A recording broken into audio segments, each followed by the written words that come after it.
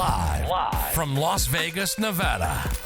You're watching Shaking It Up with the Sharks. Starring Johnny Richardson and Katie Meadows. Welcome back, folks, to Shaking It Up with the Sharks. Tonight, we have Casey DeMille on. This guy is unbelievable. Crazy story, coming out of Utah, doing construction, running shuttle services at Caesars. Came out to Las Vegas, now runs one of the biggest lead generation companies out there for realtors, and he's doing a knock-up job. So, Casey, welcome, my friend. I'm happy to have you. Thank you, Johnny. Thank you for having me. Pleasure. So, now that getting on the show and everything, we've had a chance to meet over the last, I'd say, year plus. Absolutely. That we've been doing business together. And I tell you what, you've done a knock-up job, because I thought that you've been in real estate working with these big guys for like years and years, but you moved out here from Utah how long ago? Well, I've been out here in Vegas since I was out here 2011. I had to go back to Utah to finish some credits. Graduated from Southern Utah University with a hospitality degree, and been out here basically since 2012. Really? That's the same exact time as me. Oh, absolutely. What month was it? May. Okay. Actually. So a little bit before me. I actually came out this month, now 13 years ago. It was the day before Thanksgiving. So the same amount of time. So you've seen this city grow the same way I have. Yeah, I love every minute of it. Nice. What enticed you about Vegas? Why'd you want to come out to Vegas? Well, when I was in Utah, I was doing construction, and I actually was studying construction management. And, I made really good money doing it. But going to school at the time, it was kind of a hobby for me. I'd come to Vegas, blow my paychecks, and Were you gambling, partying, or all the above? His beautiful wife's in the background, so you may have to hold back on some of these stories. You know what? I'd come here and just have a good time, and I always admired the casinos, just seeing all the entertainers and whatnot. I made a change. I was like, you know what? I want to get in this life. It seems like such an amazing lifestyle. I want to get out from, running heavy machinery to, running retainers or anything like food restaurants. I always just loved it and kind of switched things up and changed everything I was studying and got my degree. So what was the first step after you got your degree? What'd you end up in? Actually, believe it or not, I started doing retail. I worked at Abercrombie & Fitch for a little bit. Well, you got this swag. You're all dressed to the nines tonight, so it paid off. Well, appreciate it. Yep. Yeah. So I started at Abercrombie & Fitch. Then I had an opportunity to get into Caesars Entertainment. Started off, believe it or not, as a lobby greeter. It's like the entry-level position that you can actually get there, which was exciting because everyone knows how big Caesars Palace is, and it was an amazing opportunity. Within a couple months, I got promoted to the front desk and had a lot of success with that. And then, there was some restructuring going on. Then I transferred over to Rio and became a hotel supervisor. Within 2-3 months, I believe, being in that position, got promoted to front services manager. So I got to manage the valet, the bell desk, and that was probably one of the funnest jobs I ever had. When you were doing that management level, were you in the front of the casino most, or were you in an office in the back? Both. So Really? literally, you're, touching the clients, making sure, or not clients, our guests. Yeah.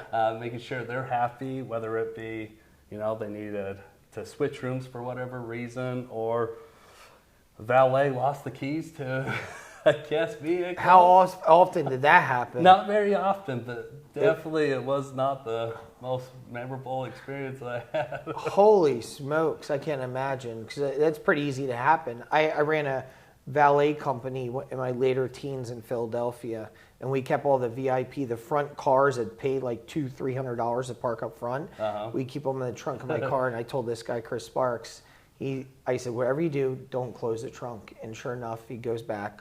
I said, where are the keys? He's like, oh. Yeah. The trunk was locked with everybody's car. So I had that experience once. Right. That's horrible. Yeah. So that was a fun opportunity. And then I wanted to try to get into human resources and, had the opportunity to get into the recruiting side. And that was amazing. Recruited housekeeping, supervisors, managers, and directors as well. did that for, I believe it was 6-8 months, and then started recruiting for food and beverage. So I recruited the cocktail servers, some of the beverage managers, you name it, everything in the food and beverage side I was basically recruiting for. And it was a lot of work, but definitely an amazing opportunity. When you were recruiting, were you out there specifically looking for talent, or were you hunting through apps, bringing them in, going through an interview process, or a combination of both? A little mixture of everything. So before the pandemic, of course, we would have these live in-person, events that we would hold, and you'd get hundreds of people that were looking, to fill these positions, and that was a fun process, and I think it was an amazing way that they did it. I don't know how things have changed since the pandemic. So, but yeah, we do live in person. Some of the positions you would go through the pipeline. They'd apply through CaesarsJobs.com, I think it was, and kind of go through there and, figure out a pipeline, move them over, kind of like what you're doing right now with leads. Yeah, exactly. Yeah, 100%. Nurturing those prospects, and hopefully, you end up finding, a good one and sending over to the hiring manager.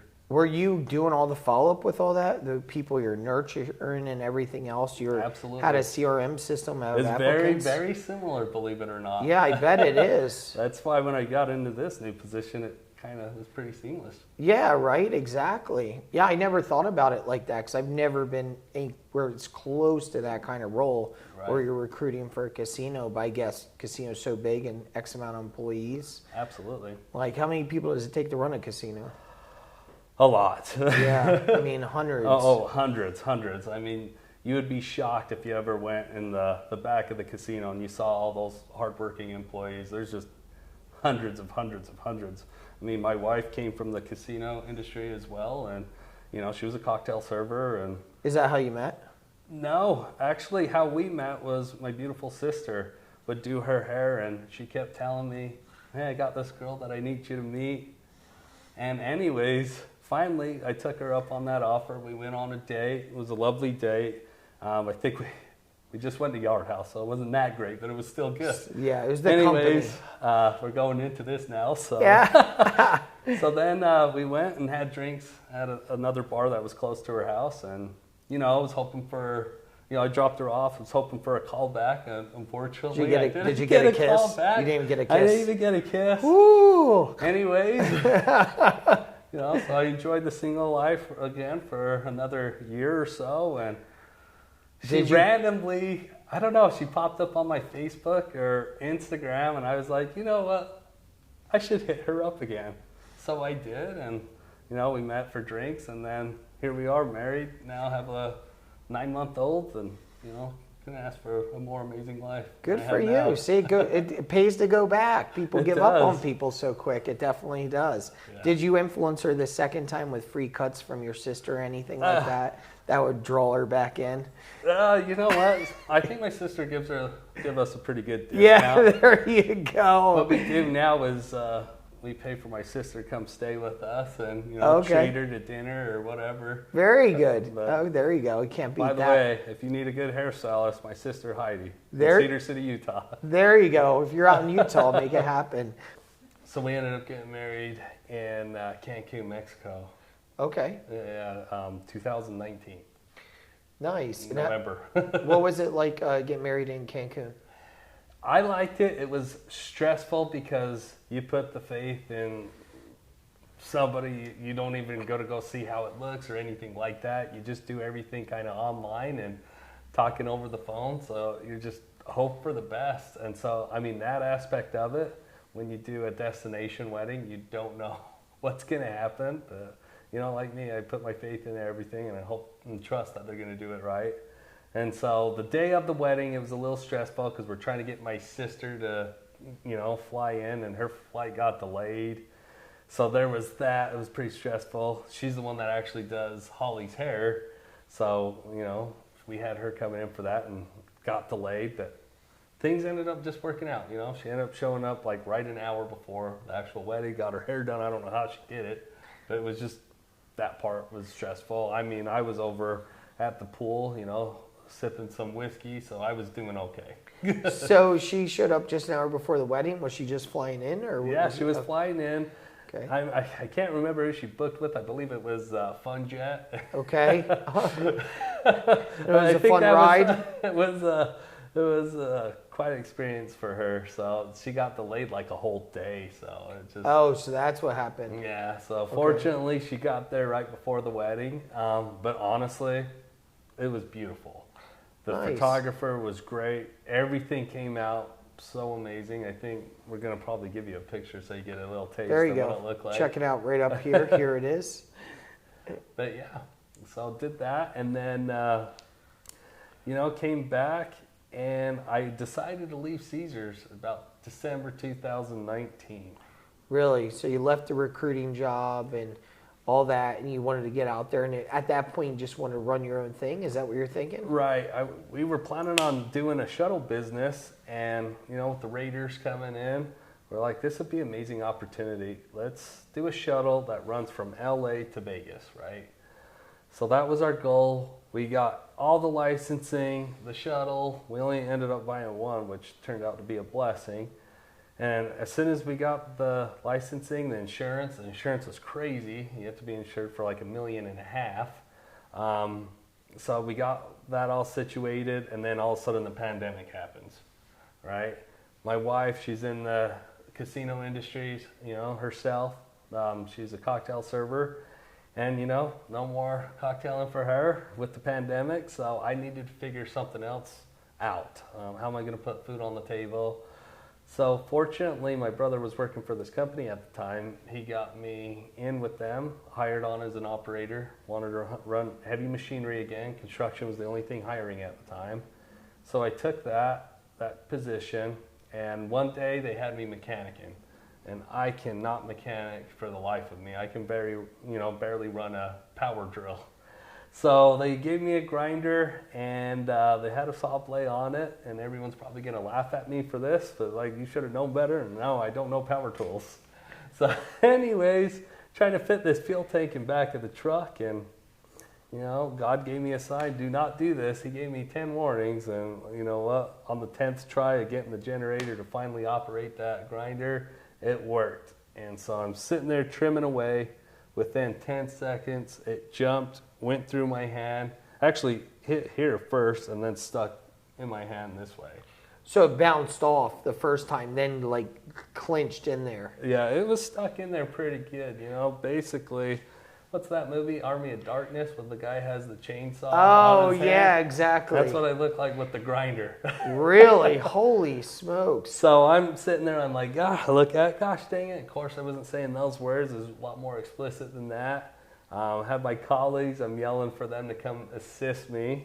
Were they standing far away at the time? Yeah, they heard me. One guy was, jumping up and down, freaking out. The other one was pretty calm and collective, and it was stuck on my hand, right? And I couldn't pull it away because I was afraid my hand was going to fall off, half of it. So fortunately, he jumped in back, back of the pickup. I don't even know if I was in back of the pickup. They or out unplugged of that the sucker pickup. right away, I hope? Well, yeah. He unplugged it. He shut off the generator, and then he came and assisted me. Had a pocket knife and was able to cut my hand, what little bit was attached to the grinder. The skin they were cutting? Because the glove was ripped off? Or no, it was, my glove was stuck in there, everything. Oh. And so I didn't want to look at my hand, right? So I'm just sitting there. I don't want to look because I know it's bad. This thing is stuck in my hand. And I'm kind of holding the grinder up because I feel like my hand's going to rip off. So fortunately, he was there, cut my hand away. They were freaking out pretty bad. Couldn't do a tourniquet, but somehow we made it to the hospital just in time. Lost a lot of blood. They were able to stitch me up. And prior to going there on the ride, to the hospital, I called my wife. Fortunately, she was there. We were actually thinking about buying a home to, flip in, Utah. And so she happened to be there. I called her, hey, cut my hand off. You got to meet me at the hospital. Of course, she didn't believe me. And then she ended up showing up and saw all the blood. Was she screaming and freaking out, or? You know what? I didn't really get to see her. She took it pretty good over the phone. I think she realized I was not joking. So she ended up showing up at the hospital. And, they took care of me. It was during COVID, of course, so there was no one in the hospital, so they were able to get me there quick, stitch me up, and send me across the street to an amazing surgeon, Dr. Delcor, amazing, by the way. He looked at it and he was like, yeah, we'll take care of this in the morning. They couldn't get to it that day because the anesthesiologist, there was no one there that could, put me under. So we had to wait the next day, and prior to him, sending me on his way, he's like, yeah, this will be about an hour, 2-hour surgery. It won't take longer than that. Next day, get there, and it ends up being an all-day event. And the way he described it, it was like splicing spaghetti together, as it was bad. Broke the bone in 4 different places, and then cut 6 tendons. So I mean, I didn't think I was even going to have a hand, of course. Geez, that's crazy. And we're going to put some pictures right up here on the side so this way everybody can get the full visual, because I'm sure they can't see even the scar on your hand. Yep. So he was piecing it all together like something out of Star Wars with Luke Skywalker. Yeah. That is crazy. Yeah, that's nuts.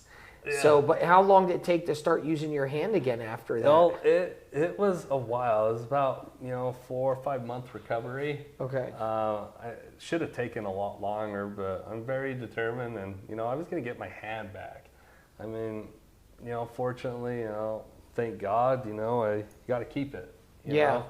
And I just kept working out and exercising, going to the therapy.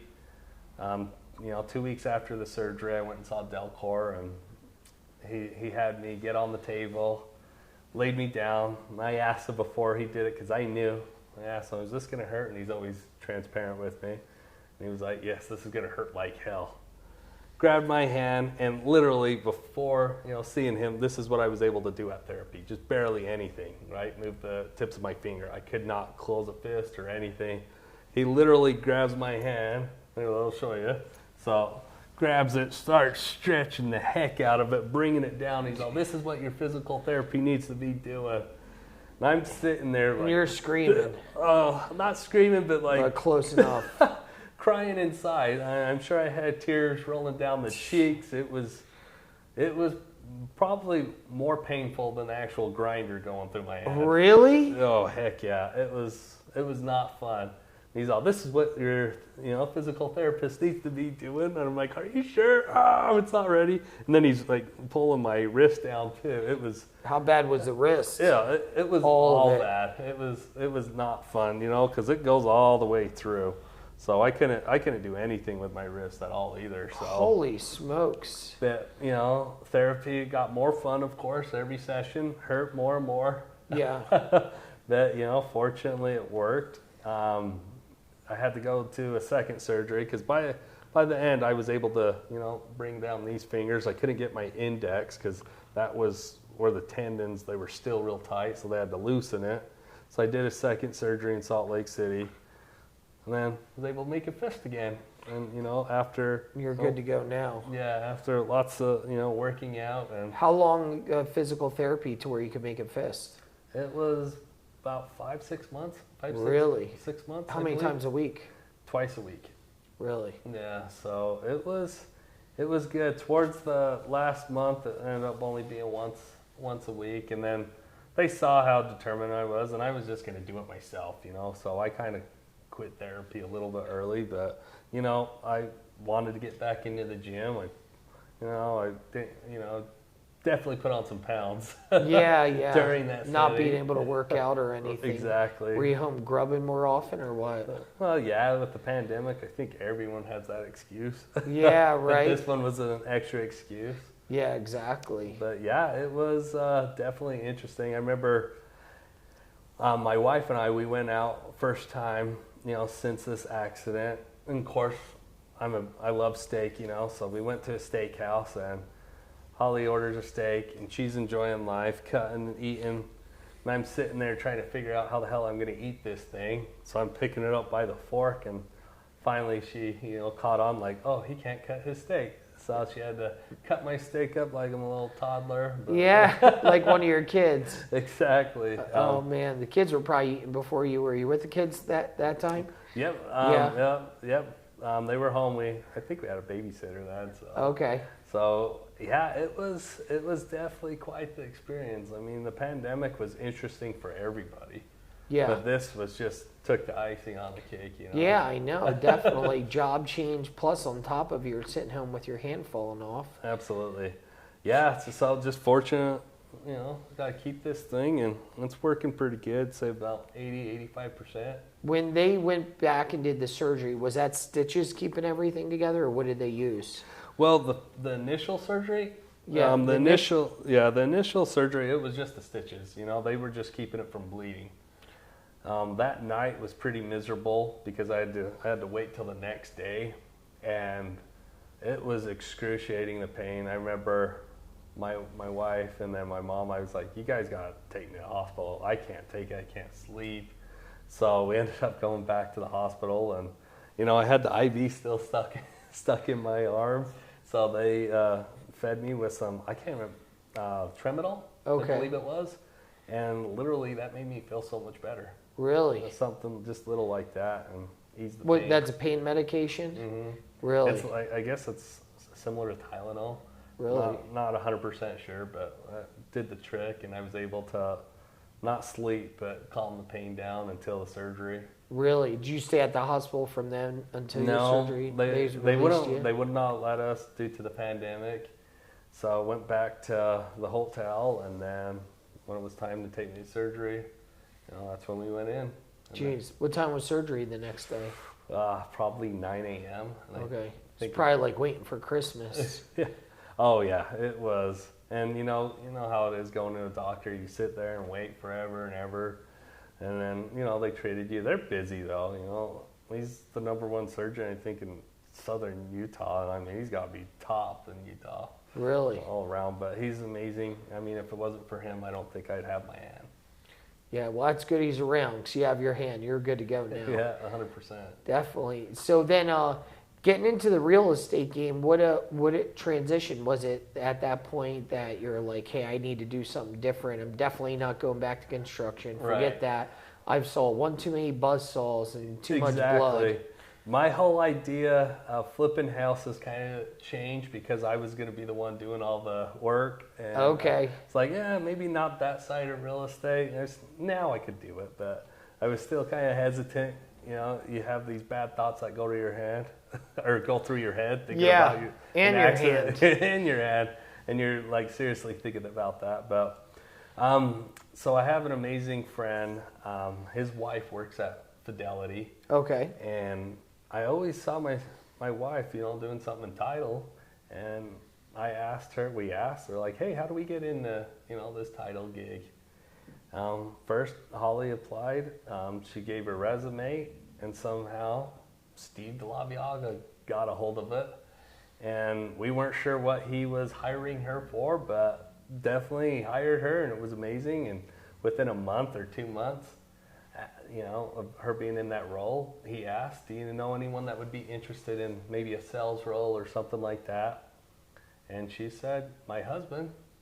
And then he gave me the interview, we talked, and then second time we spoke on the phone, he offered me the position. And, you know, I always wanted to get into real estate. I absolutely did. It's just I saw what a lot of my friends were doing in the hospitality business. They'd leave, go into real estate for 6 months, then come back into hospitality. And What would they say? just, I think they were expecting more transactions, more money, you know, just everyone thinks that real estate's, you know, Gonna be easy. gonna be easy, and it's all about the individual, you know, you have to be a motivated person, not saying that they weren't, it just, I don't think they had the mentor like I do with Okay. Steve. So when I met with Steve, he gives us all his trust to make sure that we're going to get stuff done and, you know, hopefully bring on some more teams and give me that opportunity. So as far as coming in, where was your first job with the company? My first job was literally just getting agents set up. Okay. My wife showed me a little bit, but, you know, when you work with your spouse, it's fun. in different ways. Yes, it is. And definitely. The ways our brains work are way different. Yeah. I'm one of those, I have to be hands-on. You know, you could sit there and watch over someone's shoulder, try to figure it out, but I have to get in the mix and figure it out. And if I can't, it drives me nuts. You know, I have to set myself up on the platform to figure it out. You know, that makes sense. But yeah, starting off just doing agent setup, meeting with teams, showing them best practices. And I think at the time we were in like 3 different markets, and you know, had maybe close to 150 teams, and maybe close to about 150. And then since then, we're up to like 636 teams now across the nation. Over 600. And how many did you start with? We started about 150. Really? Yeah. Man, that's a big difference in a short amount of time. Absolutely. What do you think triggered that to bring on so many teams? Was it word of mouth? Was it out there taking the same concepts you had with Caesars, going out recruiting, looking for talent? A mixture of everything. It took time to really understand how these platforms work, the algorithm. Seeing different people's account is literally kind of what taught me. You know, I worked with this guy, Stephen Bettino. Okay. He's Century 21 out in North Carolina. I looked at his account. I remember the initial time, our initial meeting that we met. I was like, how am I going to coach this guy, right? His agents all had, at least 5 closes or more with this platform. Some of them have up to 20. But literally studying the different accounts, the difference with his, Vegas teams, Phoenix teams, and figuring out it's all the same. He taught me that you have to be active with the platform, and literally he taught me a lot of stuff in the beginning, and now I'm teaching his team stuff that he didn't even know about. So it was a win-win. And definitely I took the best stuff with his team and implemented it to, some of these teams across the country. And literally, if you follow the data science and the algorithm, you're going to have success. Yeah, because these systems are a lot different than your average go-to Realtor.com, Zillow. You pay for an allotment 4, 5, 8, maybe even 10,000 a month. Yeah. And you'll hear from your rep once a month, and they'll sell them to you, and they'll call you back again, which is normally to resell more. But versus this model, the interest is to get them to more closings, not just meet people. Yeah. Because there's a huge return for the company. Right. Because when they close the deal, that's when they pay, right? Yeah. So the programs that we work with are typically a 35% referral fee. But what's cool about that is the more you close, the more opportunities you're going to get. So, I've had teams that would pay $50,000 a month on leads that they're not going to probably convert for a year out. Yeah. So with these lead sources that I work with, their intentions are to close these deals within the next 3 months. Of course, it takes a score, being active, and that's the key thing, and that's what we provide. We teach it literally every Tuesday. If you're trying to grow a team, we do agent setup. Every Thursday, we do best practices. We bring on guest speakers from these platforms that will really speak, intelligently about these platforms to assure that you're going to have success with it. And everyone, expects to get on these programs. That's what's funny is 95% of the agents outside of Rise, you talk to a team that already had this program.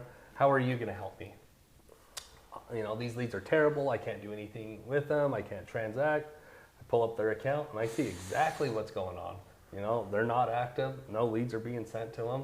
Everyone has the mindset of these $1 million leads are going to be sent their way as soon as they onboard, and that's not the way it works. You got to build yourself up. You got to have proof in the pudding that you're a good real estate agent and take care of your people. Exactly. These platforms feed the strong, starve the weak mentality, and that's literally how these platforms work. And I've had a lot of teams that say our program is like Realtor.com on steroids, because we make sure we maximize, you're going to get plenty of lead flow. We guarantee each agent with the programs that we provide 10 to 15 warm live transfers every month. And then you mentioned Realtor.com. The OpCity is actually partnered with Realtor.com. OpCity leads are generated with Realtor.com. So and absolutely. And when you get these, this isn't them just like the traditional Realtor.com is going to send you over leads. You do click, but you don't get live transfers. You got to get that person on the phone. Absolutely. But these will be a ping, and if you get to it in time and you're a fast-moving agent, then you're going to have a live person right on the phone. 100%. It's all about speed to lead, being active with these platforms. It measures, how active you are with the platform, and literally you get to see it right on the broker account, exactly what's going on with each of your agents. Really? Yeah. So you log in there, and this more for audience purposes because we're on the platform. So when you log in, you can see everything that's going on. You can see if you have agents on there, if they're clicking quickly, that they're answering leads, that they're on their game, and they're being responsible with their clients. Absolutely. The systems that we use are very transparent. So there's no hiding. If you're terrible, you're terrible. Yeah, your team leader's going to know exactly what's going on, which agents are good, which ones are terrible that you might want to consider removing from the program. Now, I know as far as that's just one part of it, the Obsidian, there's multiple provider sources that you have. Yeah. But then what's the next best go-to? I love Ojo Labs. We work real closely with Mike Chang, who runs the algorithm over there, and he's taught me a lot, and a lot of my teams are just killing it with that program. I absolutely love it. Their customer service is amazing. They respond within 24 hours, so if you're ever having issues, shoot them an email. They always have an answer. Amazing thing what you could do with that platform. I absolutely love it. Really? Yeah. And that's a similar concept to where when you hit the button, you hit the ping with the signals you through, and you're switched over to a live person as well. Exactly. Those leads come through via text. Basically, it'll say a client is looking to speak to an agent in zip code 89113. Click here to accept. Depending on how fast you are, you'll get a congratulations text notification stating that the client will, or the ISA agent will be connecting you with the client within 2 to 3 minutes. You really caught that one. So within 2 or 3 minutes, they connect you over, and at that point, they already have a house picked out. They're ready to go look at a property with 1 to 2 days, correct? Absolutely. And sometimes these agents are actually getting them in contract within 30 days. Yeah, you've had a lot of success with it. Yep. You said the next day you're putting someone under contract. That's correct, within 24 hours. Yeah, no, and that's what's cool about this program. I remember there was one team I was nervous about starting in Utah, and I was not sure about the lead flow there because it's a small town, and the guy's getting over 500 opportunities every 30 days. Really? And having a lot of success. He was so anti-referral fee and whatnot. Then he got on it. He's like, I love this thing. This thing is awesome. They've converted some really good leads. Their first conversion was a 1.4 million cash buyer. That's awesome. Yeah. And that was within a week or two of having the program, right? He put it under contract after a week.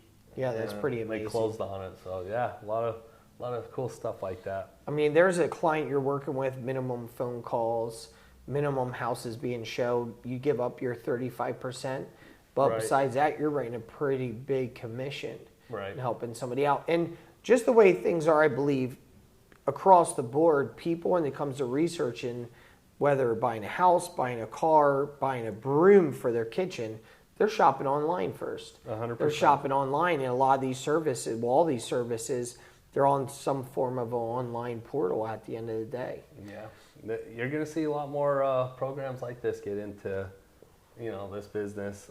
It's a matter of time before you see Google, that's going to have the 35% referral fee, Amazon, and what we're doing is we're teaching these agents what the future is going to hold. You're going to see more and more of these platforms get into this industry, and they're going to be ready. Our teams are going to be ready, and they're going to grab the bull by the horns, and they're going to have a lot of success. So it's going to be exciting to see these next 2 years, Because the way I see it, with all the tech blowing up out there, and besides just tech, the other part of it, lead generation for real estate agents, there's a new company popping up like every day is what I see. And what you guys are really good at is identifying which of those companies are really good to bring on. Yep, which ones we want to partner with. Every single one that we brought on, has had success. Some of them maybe they don't get as many lead flow, but they're quality. So they're nurturing these clients a lot more. So we're doing this thing with Prime Street.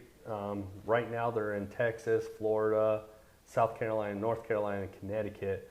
But they will soon be coming to the West, and that's going to be an amazing opportunity, especially for you and your team, because I know how gung-ho your agents are, rock stars here in Vegas.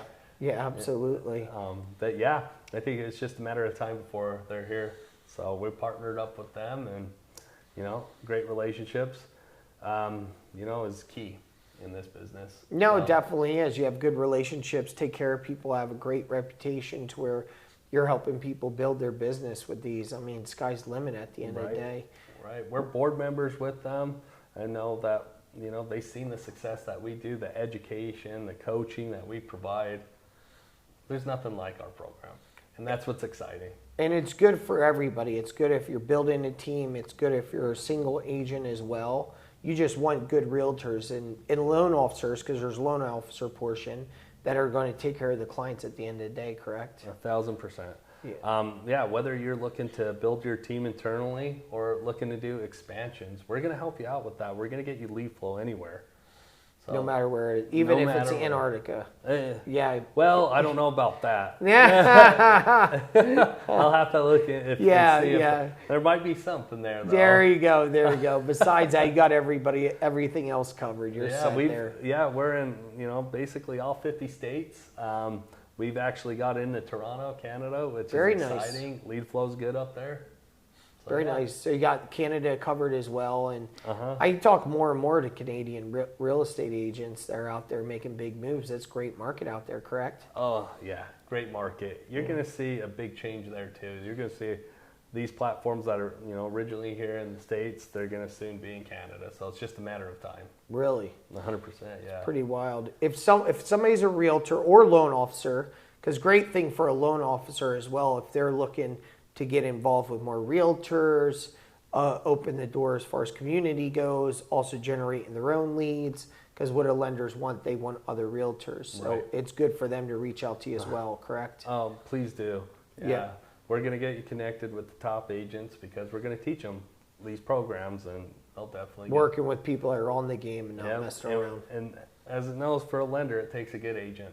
Same with the title. So they know that. So it's all who you partner with. It all starts with the agent, and then, of course, the title and lender. So, yeah.